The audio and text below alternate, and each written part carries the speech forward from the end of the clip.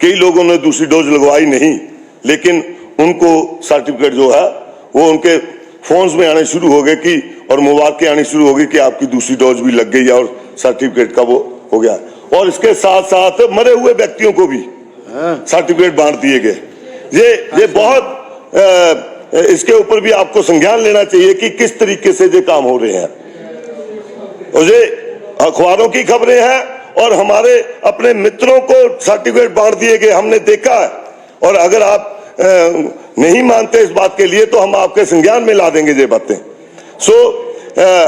जो स्वास्थ्य है ये बहुत सब। अध्यक्ष महोदय, आपका धन्यवाद करता हूं कि आपने मुझे श्री इंद्रदत्त लखनपाल जी ने जो प्रस्ताव रखा प्रदेश में स्वास्थ्य सुविधाओं पर सदन जे विचार करे, उस पर मुझे बोलने का मौका मिला। आपका धन्यवाद महोदय। मैं आपके माध्यम से जो हमारे स्वास्थ्य मंत्री है उनके ध्यान में कुछ एक बातें अपने ऊना जिला की लाने चाहता हूं। गुड, बहुत बढ़िया। और ऊना जिला में जो अस्पताल है महोदय, उसकी जो हालत है बहुत दयनीय है महोदय। पिछले 2 वर्षों से वहां पे रेडियोलॉजिस्ट डॉक्टर जो पद है वो खाली पड़ा है, जिससे जो गर्भवती महिलाएं हैं, हमारी बहनें हैं, उनको बाहर जाकर टेस्ट करवाने पड़ते हैं। और ये बहुत, और खास करके मैं तो 2-3 बार गया, वहां पे इवन बेंचेस तक नहीं लगे हैं, महिलाएं वहां पे बैठती हैं। मैंने सीएमओ को कहा कि अगर आपके पास पैसे नहीं है तो आप मुझे दीजिए, मैं एमएलए फंड से आपको पैसे उपलब्ध कराता हूं अपने, लेकिन वो भी मुझे प्रस्ताव तक नहीं दिया गया। वहां पे महिलाएं नीचे बैठी होती हैं। और इसके साथ साथ मैं महोदय, मंत्री महोदय को ये बताना चाहूंगा कि हॉस्पिटल के आसपास जो गोबर के ढेर लगे हुए हैं, और कितनी बार बहुत लोगों ने उसकी कंप्लेंट भी की, इवन मैंने भी कहा, लेकिन अभी तक वहां से ढेर नहीं उठाए गए हैं। जो गोबर वहां पे नहीं होना चाहिए, लोगों ने लगा रखे हैं। और इसके साथ साथ मैं बोलना चाहूंगा कि क्लास 4 और नर्सिंग स्टाफ में वहां पे बहुत कमी है। और एनेस्थीसिया का जो डॉक्टर है, जो इंजेक्शन लगा के सुन करते हैं जैसे, वो भी एक है, वो छुट्टी पे चला जाता है तो वहां पे ऑपरेशन करने में प्रॉब्लम आती है, ऑपरेशन नहीं हो पाता। तो मैं आपके ये माध्यम से इनको मंत्री महोदय को बता रहा हूं। और महोदय, मैं आपके नॉलेज में एक बात लाना चाहता हूं कि पीछे ऊना हॉस्पिटल में अस्पताल के अंदर एक ऐसी दुकान, जो दवाइयों की दुकान खोली गई, और उसका हमने काफी विरोध भी किया, क्योंकि अंदर जो दवाइयों की दुकान हॉस्पिटल के अंदर खोली गई, जो कि अपंग लोगों के लिए बनाया गया कि अपंग लोगों के लिए दुकान खोलनी है, लेकिन वो वहां पे जबरदस्ती उस दुकान को इनलीगल तरीके से खोला गया। और जब नहीं हुआ, हमारे बार बार विरोध करने के बावजूद, तो हाई कोर्ट गए वहां पे लोग, और हाई कोर्ट से उसका स्टे मिला।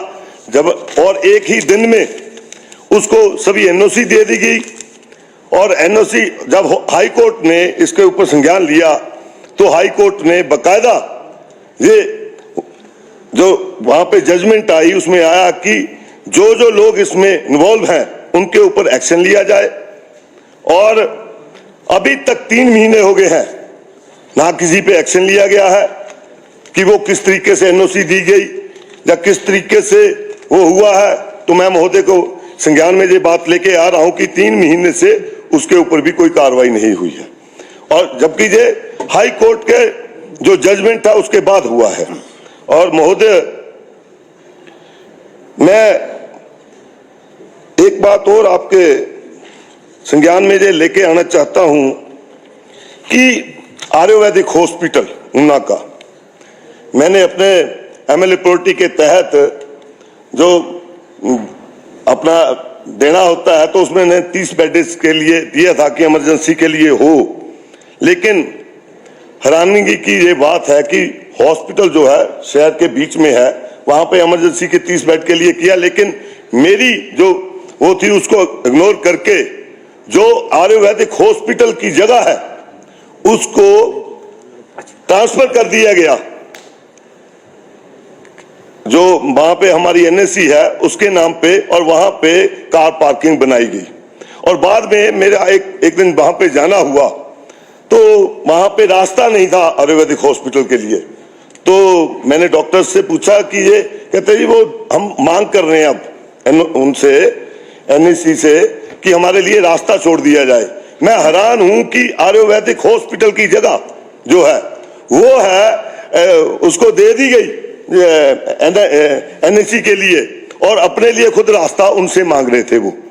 और जबकि वहां पे हॉस्पिटल के जो 30 बेड की वो जरूरत थी, इसके ऊपर भी संज्ञान लिया जाए। और महोदय, मैं कुछ एक बात आपके नॉलेज में ये लाना चाहता हूं कि अभी पीछे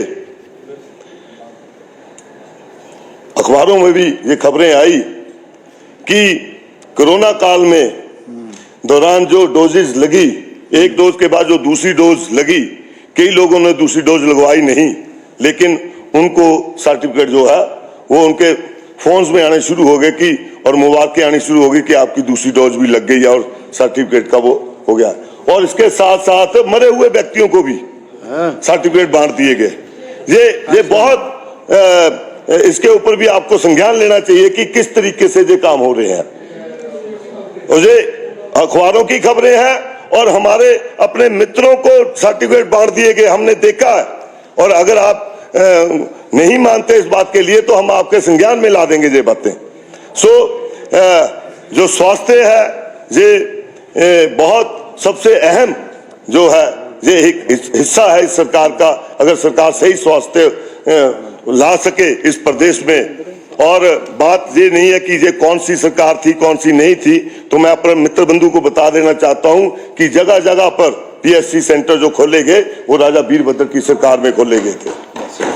और आज ये बोलते हैं कि इनके साइड पे जो बता रहे हैं कि 42 डॉक्टर है, इतने डॉक्टर हैं, तो मैं महोदय से गुजारिश करूंगा कि इनकी साइड के डॉक्टर्स को हमारे नीचे जो डॉक्टरों की कमी है वहां पे पूरा कर दिया जाए। शायद जो हम एमएलए, जो कांग्रेस के एमएलए, शायद वहां पे डॉक्टर नहीं दे रहे होंगे, तो इनके ज्यादा डॉक्टर हैं तो इनके डॉक्टर इधर भेज दिया जाए। आपने मुझे बोलने के लिए मौका दिया, मैं धन्यवाद करना चाहूंगा आपका।